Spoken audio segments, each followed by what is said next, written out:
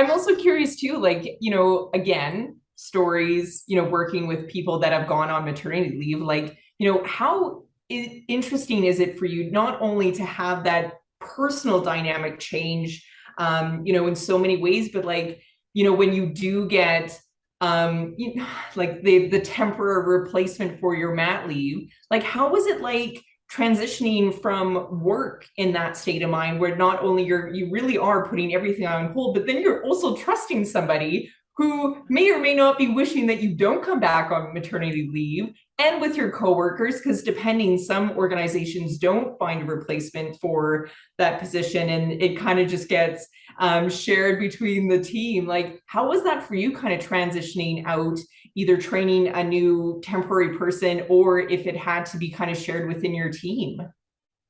Yeah, it's a bizarre experience and it's really hard to let go if especially if you have systems or spreadsheets and you've put in the work to kind of organize your tasks and organize your function and you're kind of, handing it to someone and hoping for the best. It's very challenging. And when I was pregnant with my son, my first pregnancy, I read, I think I peed on a stick and then went and bought Sheryl Sandberg's book, Lean In, because I was, a nerd like that. And I thought, I'm going to have it all. And, but she does, she's amazing to me. She's, a big, inspiration to me. And she talks in her book about how, you're not gone until you're gone.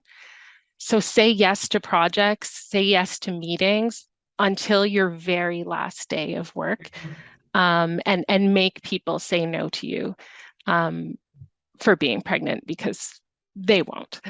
Yeah. Which, um, but yeah, letting go is incredibly challenging, and also letting go of that. The fulfillment that you get, right, from doing a good job. I know personally, Mm, like I love knocking it out of the park at work and having my boss tell me, great job, like that, is fulfillment to me. And, your baby's not going to tell you, great job keeping me alive today, mom, or, yeah, yeah. great grocery shop today. You You really don't see the twinkle in their eyes. You're like, yeah. you really, they don't smile back until about 4 months. So you're really kind Oh, of if you thrive like I do off of, you know, the gold stars, that's gone, yeah. right? That's gone. So, Hmm. and then the other challenge is life goes on at work Yeah. when you're off. And this is something that I think about a lot. In Canada, we're so lucky. Now I think when I was on my maternity leaves, they were 12-month leaves. Now it's 18 months that Canadian women can take. And it's fantastic. But as far as career growth, it's that's a really long time. And to tell a story of something that happened to me was my second maternity leave, a new leader, a new boss for my team joined while I was Oh, off.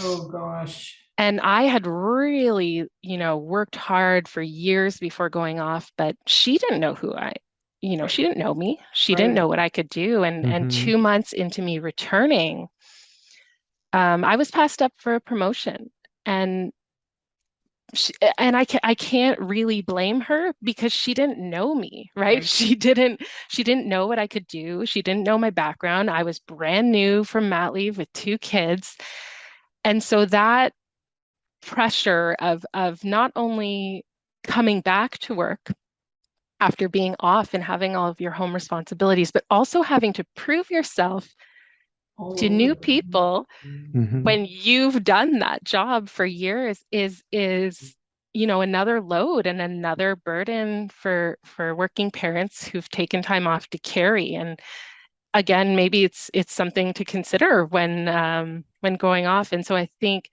advice to leaders and as a manager now myself is when you have someone on your team going off, make sure to ask them what kind of communication they would like while off, right? Do you want to come to one team meeting a month?